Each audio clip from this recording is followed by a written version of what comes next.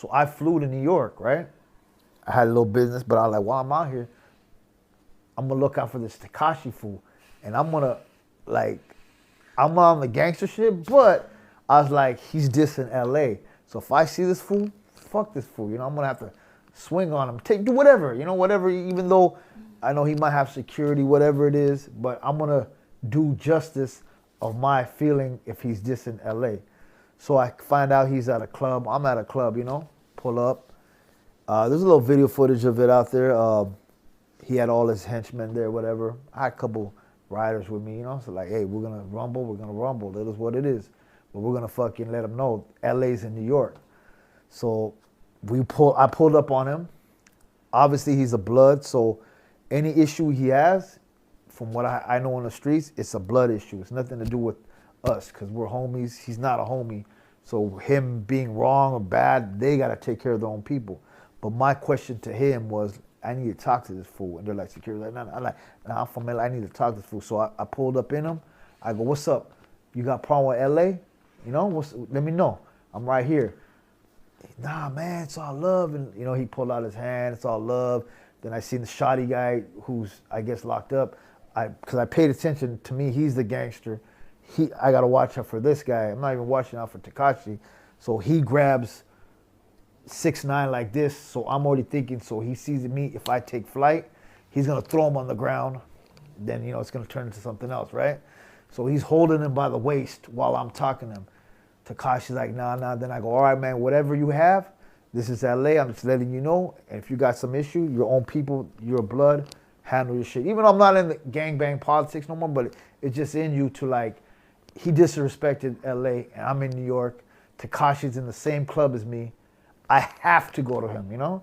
Like, I can't just walk out this door like 6ix9ine's in the shit. I don't want to say nothing. Or, hey, I want to take a picture. Fuck all that. You know, I'm going straight to him. I feel like I'm put on blast and I had nothing. Like, if I don't do this, I feel pussy inside, right? Because I'm seeing 6ix9ine in this building. Even as New York, there's 50 guys around him. It's his backyard. I'm going to go up and I'm going to let him know this is LA. And I did. I went up. He didn't come back with a smart remark. He could have. It could have gone ugly. And I was ready for that. I was ready for the worst things to happen. But I was like, I'm going to make sure, even if the worst shit happened, I got one lick on 6ix9ine. You know what I'm saying? Whatever. That was my thinking, you know. But it worked out where he's like, nah, I ain't got no problem with LA. He said it in my face. I seen him say it in my face. I was like, all right, that's your blood issue. That's cool. All right, boom, walked out. I was like, hey, I did what I had to do. I left it off my chest. And that's the wrong mentality you got to have sometimes, but that's the mentality we grew up with. And you see an enemy or somebody, I mean, I can't say he's an enemy, but he dissed the West Coast at one time and everybody was on him. I was there, so I had to let it be known. So if 9 Trey Bloods is of Rikers, a prison gang, and 6ix's rolled on these guys, how is he still alive? Well, that's some New York stuff again. So before, when this happened, this was before all that snitching happened. And then now, I mean, I would think like this. Look, he's got a lot of money going on. He's got probably, I'm hearing that his first house he went to, he had the whole security, like cops everywhere. He snitched himself out. He went to the balcony. Some kid took a picture of him in the balcony. Next, you know, everyone's going to that house. So, whoop, he moved out of there. So, I mean, I can't blame those guys either because the prize, probably a lot of fucking, you know, shit going on. That's none of my business. That's not my problem. And thanks God it ain't my problem. That's their problem. And, I mean, who knows? I mean, 6ix9ine, time is the essence, right? I mean, if they really hate him, they might get him, whatever. But at the end of the day, I mean, I don't even know. I don't pay attention to the court cases. I just look at it like, man, it's a lot of clownery shit. Can he no longer do public appearances then or gig because someone take a pot shot at him? I don't think he can. I mean, really. I mean, I think you can and you can't at the end of the day. You know what I'm saying? President, a lot of people don't like the President Trump, right? A lot of people don't like every president. They go out there. There's probably people that don't like them, but if they got enough services surrounding you, hey, man, you might not be touched, but what kind of life is that for this guy now? You know what I'm saying? Do you think that all this controversy has actually enhanced his career and sales and raised his profile, even though it's negative? Nah, I think he kind of fell off, honestly. I think he had that hype when it was first going on, but it can't last forever. And I was thinking, damn, this guy's actually lasting. He is somewhat staying alive and still doing it, but his expenditures of being who he is now is catching up to him. And he can't really, he's going to get the views, he's going to get the streams because it's a stream world now. Everything's about views. So he'll get that. But at the end of the day, how long are you going to get that for? You know what I'm saying? Like, you have to have, he's with a record label, they're putting money marketing behind them. They got to do whatever they got to do. It's just a tough sell because you got to go out there and do shows. You got to do features with people. You got to really mingle and do stuff. You got to shoot a video somewhere. I mean, you're going to hide all your life. It's going to be tough. So he can play that game for a while, but how long are you going to hide for? You know, you're living to hide. That shit could be, that's a fucked up life for him, man. And for his family, because the old school Italian mafia, don't harm women or kids, that's off the table now, isn't it? So he's put his whole family. Yeah, but everything's just, you know, when you're living in that life, who knows? I mean, you already talked your shit, you already did your shit. Anyone's possible, you know, you gotta watch everybody. So, I mean, I got nothing to say about that guy. Just at the end of the day, it's just, he's in a fucked up position and he put himself in there because he doesn't know this life is kind of real, you know, and you get into that life and you talk tough and act crazy, you're gonna have to deal with it now, you know? So I could see like he used them for street cred, and do you think they just used him for some money and stuff? That's what possibly could have been. I mean, it possibly could have been he's a star. They got money to invest in him. Maybe, you know, maybe that was the case. Maybe it wasn't. Maybe he actually, we can say that he wasn't a real gangster, but maybe he thought he was a gangster. Maybe he said, I am one. Maybe he wanted We call that gangsteritis. Yeah, you know what I'm saying? So now he's got to deal with it, you know what I'm saying? Yeah. Screwed up, you know? Yeah. All right, so it's hugely inspirational that music kind of like saved you, would you say? Yeah. What was those first tunes that just like really resonated? The tunes up for me? Yeah. I just did, you know, my first songs were like, What's My Name? I talked about myself. I did one song called Southside Thing. I talked about the whole Southern California, you know, like it's our turn to shine. They did the G Thing remix with Snoop and Dre. Yeah. So I flipped it, did it Southside Thing, meaning this is for us. Now, they talk about the Bloods and the Crips in LA, but reality essays are the biggest in LA. And so I kind of put that as a forefront, like we're here also. And that was one of my first songs that I did.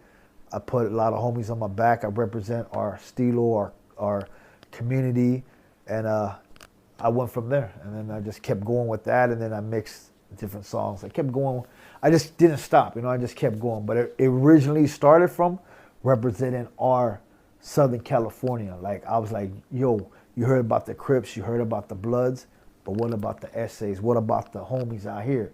And when I did that, everyone revolved with it. That probably made me who I am today, because everyone's like, that's the real one right there. He's doing it for us. And then, hey, that got me in the music career, you know? Started music. Looking at your music then, it's like you've got this raw, aggressive style in contrast with what you described as a style that the women like these songs more. Which style do you prefer doing? I prefer the street stuff, but my money is the ladies. So I can't stop the ladies, man. The ladies, they be loving me.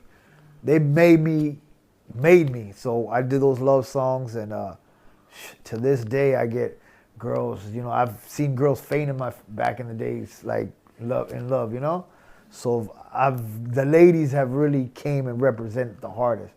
Guys, there's some of the real ones in there, but then 80% is just females, you know? They're just like, so I prefer rapping about shit that I grew up, like having this interview talking about shit like that, but people don't want to hear that really from me, because it's the ladies who are like, hey, we want to know about this, what's up? So I'm like, hey, let me give it right back at you, you know?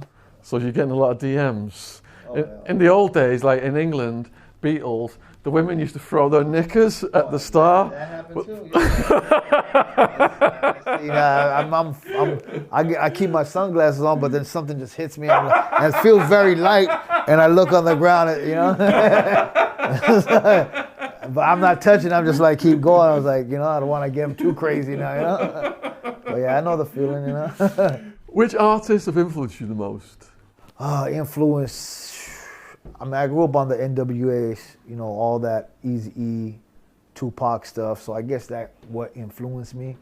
But doing music-wise on my own, I created my own little lane. A little bit mixed of that with a lot of love jams, with a lot of oldie. I did a little oldie remixes with a lot of old schools in the hood.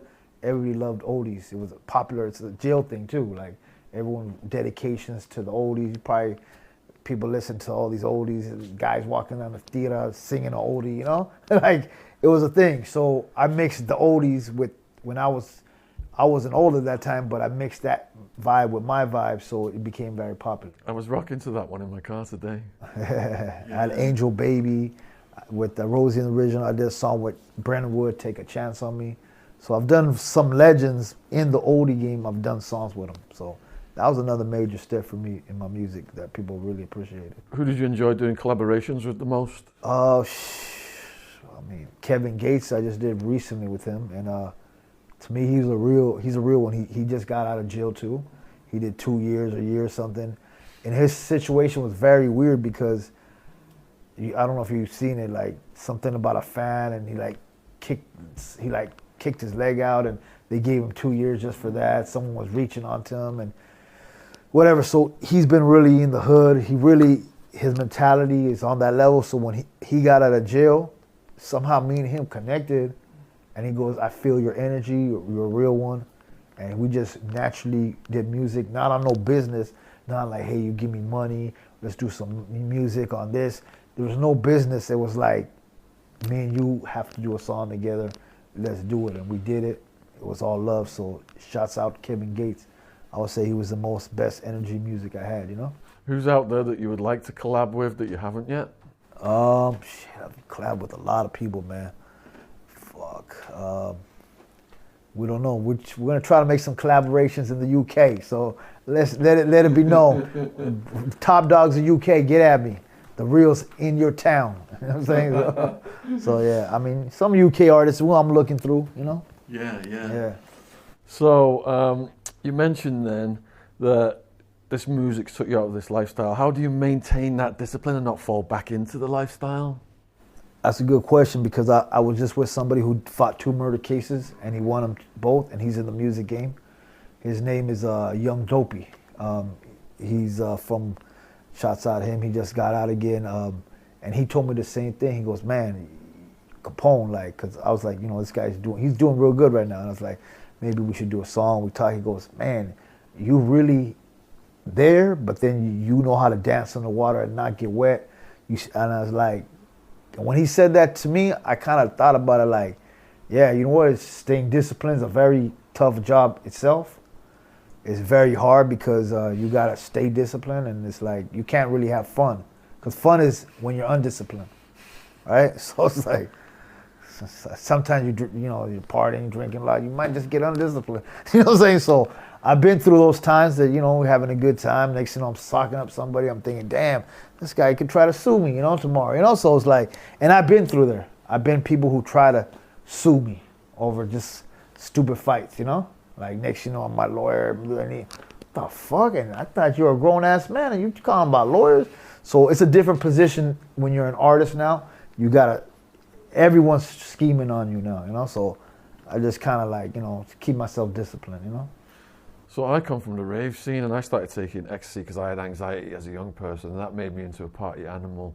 So I had to learn how to have fun without being on drugs. Are you able to maintain that discipline? Yeah, kind of and kind of not. You know what I'm saying? I mean, it depends. Like, I'm like type, like we're in a house, we got a bunch of females, got a bunch of people, then I'm gonna get loose. But if it's just me and my boys, I'm cool on the drugs right now, you know? Yeah. You know, like, we're not gonna get nowhere but just go try to steal a car or something. They're gonna do something dumb, you know what I'm saying? Like, and I'm with you guys, and remember back, and we're gonna hype each other out, and we're gonna start wrestling each other, start getting down. Then we're gonna go outside, take it out on somebody else, you know? Yeah. So, I mean, if there's a bunch of dudes in the house, I'm not really trying to get, but if there's a bunch of girls and we gotta, you know, then, you know, the energy could be in a positive direction, you know? Do you have a fitness discipline? You look No, I just been doing a little cardio, but nothing crazy. Nothing. I need to get on it, but nothing crazy. Not checking out any of the UK gyms. Yeah, no, I haven't seen. I heard everything's locked down already. Oh, yeah. They're saying there's fines here, and you get fine hanging out. £200, but video recording is okay. I said, hey, the cops over here, I'm not worried about them. So I'm so smart. If they come over to me, I know how to play these guys. All these guys are yeah, they're not gonna do. Yeah, they ain't gonna do nothing. So in one of your videos, you give a shout out to 3 homies who are still in prison. Why are they so special to you? Can you say a bit about what their stories are? It's in one of my songs. Which one? I was watching it today, like photos of them on the video. Okay. I have a song called Homies, right? Maybe. Yeah. Well, just in general, people I grew up with, I lost a lot of homies to being incarcerated. I lost a lot of friends to their life ended up being in jail. So it's just, at the end of the day, I feel like I can't forget about these guys because we grew up as kids. I might be in a different place, but I understand I could have been in their place too. So I always give a shout out to the homies, even though I'm past a lot of that, but I'm still intrigued to the streets because that's my heart. That's who I was. If it wasn't for this music, I might have been the bad guy, right? Doing shit wrong, whatever. But this music saved me. But I always will respect and not forget because every time I seem like when I do forget, it takes me out of reality. I need to be, because my lifestyle will always be stuck in that lifestyle some way. You know what I'm saying? So if I get comfortable, I feel like if I get comfortable, I'm going to slip. You're going to be slipping. So I need to be always, I'm still like most wanted or I'm on the streets. Enemies could be here. Cops could mess with me. So I stay on my tippy toes all the time. You know what I'm saying? It's just. What's your plans going forward then in music and in your life in general? I just keep doing music for right now because that's the only thing that keeps that's my drug, I guess. That's my drug to keep me not looking at other things to do. And as long as the music's going on, I'm good. Now, eventually I feel I need to get out of music and just enjoy life, but